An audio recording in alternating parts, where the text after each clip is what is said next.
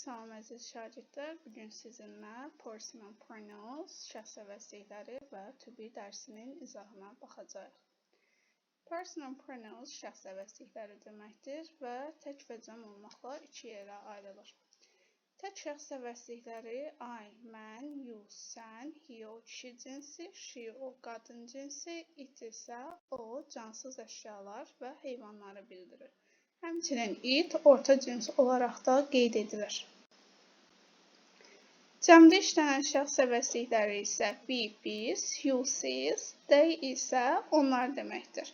Buradakı th səsi bizim dildə pəltək d kimi səslənir. Yəni dilimizi dişlərimizin arasına qoyaraq d və z arası bir səs çıxartmaq uyğun olur ki, biz pəltək d səsini tələffüz edək. Dey deməkdir, dey isə onlar mənasını bizə verəcək. Şəxs əvəzlikləri çox asan bir dərsdir, onları sadəcə əzbərləmək bizə kifayət edəcəkdir. Qeydlərimiz var burada. Qeyd 1-də he, o kişi cinsini bildirir. Yəni kişi cinsində olan, kişi adlarını bildirən hər hansı bir şəxsi biz şəxs əvəzliyi ilə əvəz edərkən ona he şəxs əvəzliyini verəcəyik. Qeyd 2-də isə she qadın cinsini bildirdiyini bildirir. She, o qadın cinsini bildirir. Hər hansı bir qadın adıyla və yaxud da qadın cinsini əvəz etmək tapşırılarsa bizə, o zaman da biz onu she şəxs əvəzliyi ilə əvəz edəcəyik. It, o cansız əşyaları və heyvanları bildirir, orta cinsdir. İtdə olan hər bir şeyi, cansız əşyanı və yaxud da heyvanları biz itlə əvəz edə bilərik. Lakin burada diqqət etməli bir məqam var ki, çalışaq ki, biz itlə cansız əşyaları və heyvanları əvəz edərkən həmin cansız əşya və heyvan təkliyi bildirsin. Yəni ondan bir də nə olsun? Cəmlik bildirməsin. Bu zaman itlə əvəz edə bilərik. Məsələn, a dog, bir it, a pen, bir qələm, a cat, bir pişik.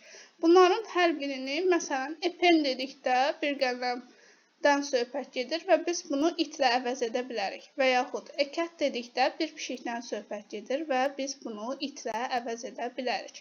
Qeyd 4-də isə they-dən danışırıq. They onlar deməkdir. Yeganə şəxs əvəzliyidir ki, they əvəzliyi həm canlılara, həm də cansızlara aid ola bilir. Və nə zaman aid olur? Əgər canlıda istifadə ediriksə, həmin canlı şəxsimiz hökmən cəmdə işlənməlidir.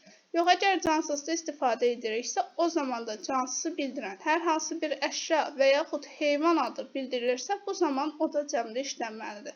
Biz o halda dey şəxs əvəzliyi ilə əvəz edə bilərik. Məsələn, elephant sözünü yazmışıq. Elephant sözünün sonunda s var. S olduğu üçün o cəmliyi bildirir və mən onu əvəz edərkən D şəxs əvəzliyindən istifadə edəcəyəm. It şəxs əvəzliyindən istifadə edə bilmərəm. Və yaxud children, uşaqlar. Kim? Uşaqlar. Cəmliyi bildirir və D şəxs əvəzliyindən istifadə edirəm. Əgər burada elephant sözündə s olmasaydı və yalnızca bir dənə fil nəzərdə tutulsaydı, bu zaman mən onu itlə əvəz edəcəkdim. Yəni, təkdə olarsa cansız varlıq və yaxud da heyvanlar, təkdə olarsa itlə, cəmdə olarsa isə they, onlar şəxs əvəzliyi ilə əvəz ediləcək. Əgər ismin sonuna s əlavə olunubsa isə, bu isə sözün cəm olduğunu bildirir. Şəxs əvəzlikləri dərsi bu qədər. İndi isə birazca to be dərsinə nəzər yetirək. To be dərsi olmaq deməkdir bizim dilimizdə və 3 zaman forması var. İndiki zaman, keçmiş zaman və gələcək zaman formaları var. Bugün biz indiki zaman forması ilə tanış olacağıq. İndiki zamanda to be, am, is, are olaraq 3 yerə ayrılır. Am, is, are. Və bunların da müəyyən şəxslər üzrə və adam adları canlı, cansız, təkdə və cəmdə işlənməsinə əsasən mübtədanın işlənmə yerləri vardır. Bu nə deməkdir? Məsələn, təsdiq formada ayla am işlənəcək, you-la are işlənəcək, he-lə is, she-lə is, it-lə is işlənəcək. Həmin bu qarşılarında verilənlər bunların construction formu olacaq, yəni qısaldılmış forması olacaq. Yəni biz kitablarda həm full form, tam formasında görə bilərik, həm də qısaldılmış formasında görə bilərik. Yəni bunun heç bir fərqi yoxdur. Hər ikisi də doğru cavabdır. Plural isə cəmdə işlənənlər isə we ilə are, you ilə are, they ilə də are olacaq. Bunlar isə qısaldılmış formalardır. We are, you are, they are formasında. Hər ikisi də eyni mənanı bildirir.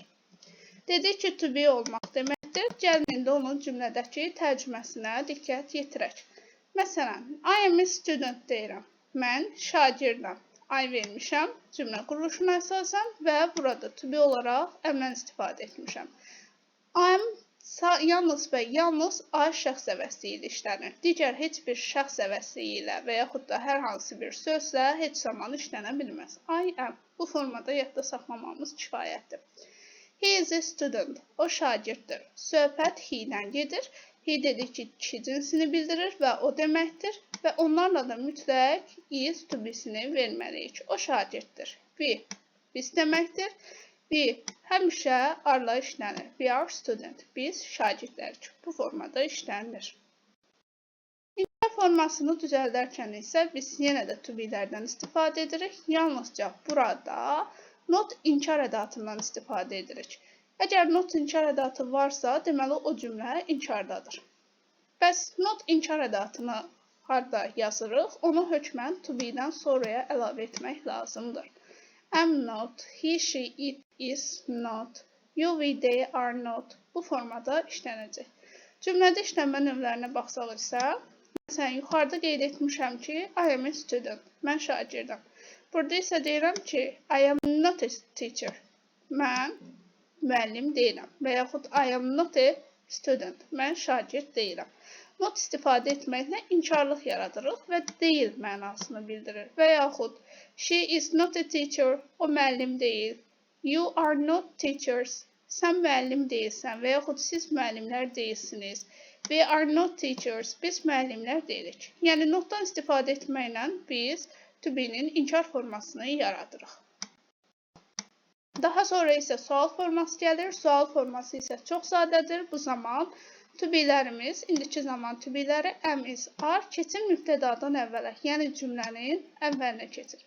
Onlardan sonra isə gəlir şəxs əvəzliyi və yaxud hər hansı işlənən bir şəxs, adam adı, cansız əşya, heyvan adları işlənir. Daha sonra isə sual işarəsindən istifadə edirik. Am I, is he, it və yaxud da is it və yaxud are we, are they bu formada istifadə olunur. Sual formasındakı cümlələrə isə baxsaq, am I a teacher? Mən müəlliməm, sual verilir. Is he a teacher? O müəllimdir və yaxud da is she a teacher? O müəllimdir, qadın cinsində. He ilə she-nin fərqi budur ki, biri kişi cinsində işlənir, digəri isə she qadın cinsində işlənir. Are you teachers? Siz müəllimlərsiniz və ya da are they teachers? Onlar müəllimlərdir. Bu formada işlənir.